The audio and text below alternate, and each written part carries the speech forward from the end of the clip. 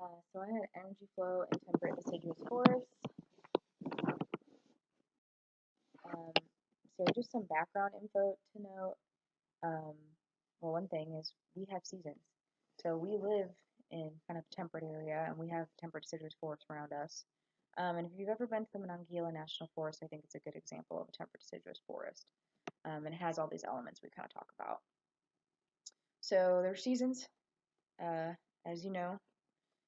In winter, these big broad leaves will drop to the ground and sit on the soil, and and then the snow covers them up. And then in spring, those leaves are regrown on the trees. And so this is important because you get all that biomass and that decaying matter just sitting on the forest floor for a long period of time. Summer is the growing season, so we have growing season from June to September or August. It's longer than in boreal forests, but it's shorter than in tropical forests. Many animals migrate or they go into hibernation during winter. So, the seasons are going to play a very important role in energy flow throughout the year. So, common trees, hickory, oak, sycamore, maple, etc.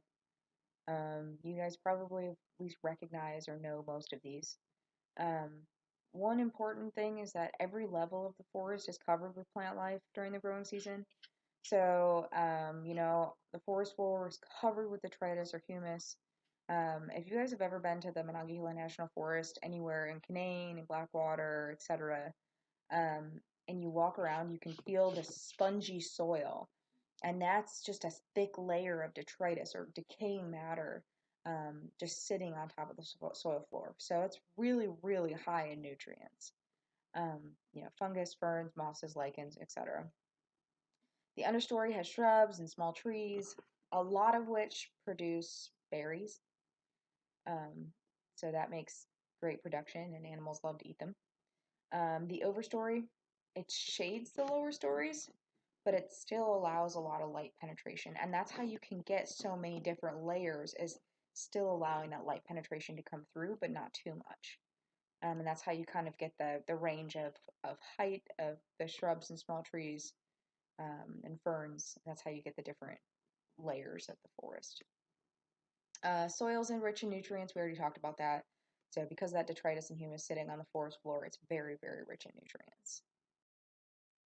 Um, some some resources I looked at were saying that temperate deciduous forests possibly have the most biomass. Some said tropical forests, but there's a lot of biomass within temperate deciduous forests, and that's just something to know. And here is just a picture that shows the different trees we have in North American deciduous forest, and it shows the layers of the deciduous forest. So here is a picture that shows where the different deciduous forests are in blue. So as you can see, they kind of follow the same um, longitude, longitude, and then the comparable longitude, on the south side of the equator. So just some quick energy flow reminders. I'm not going to go over this too much in detail because we've already gone over this, but just to remind you, in a forest ecosystem, you have your primary producers, and your primary producers are your plants, and they use nutrients from the soil, and they use water, and they use energy from the sun to do photosynthesis and create usable energy for the forest ecosystem.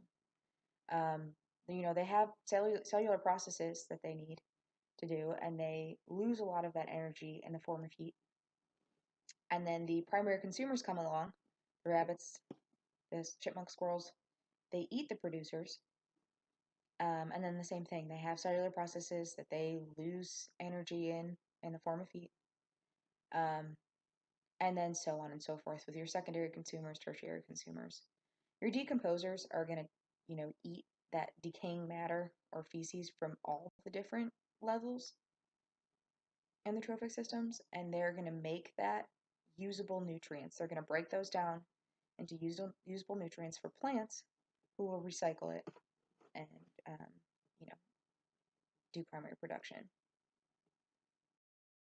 So food chain temperate deciduous forests, There's a lot going on in the slide. I'm sorry, but it's just a recap.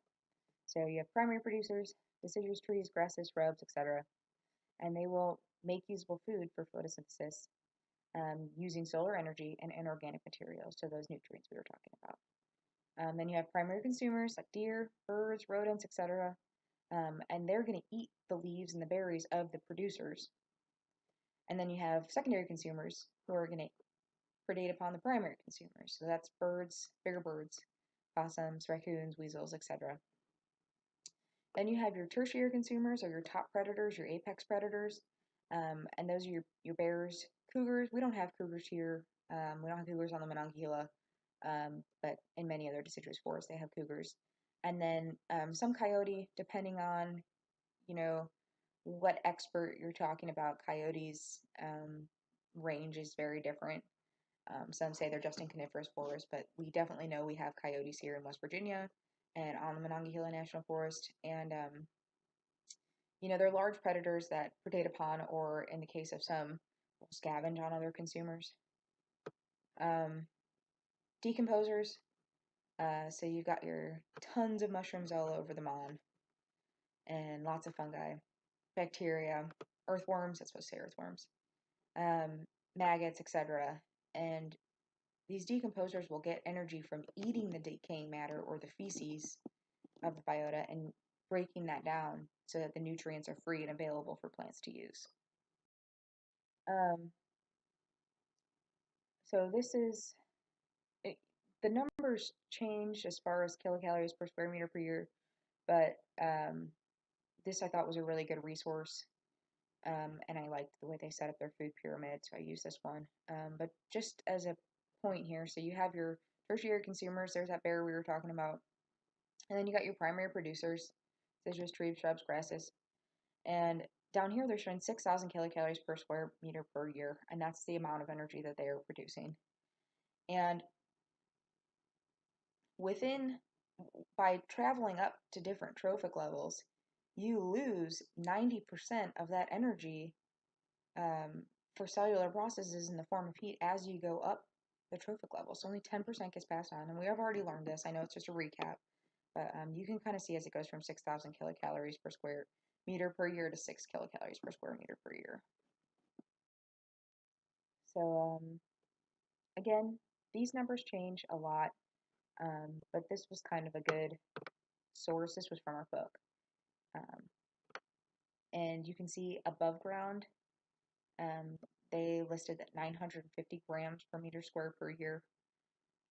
Below ground, net primary production was 600 grams per meter squared per year, which yeah, above ground has a lot more, but that is still a pretty high percentage of NPP in a below ground um, per year. So that's something to know. That's different with different biomes. And total NPP per biome per year is 1,550.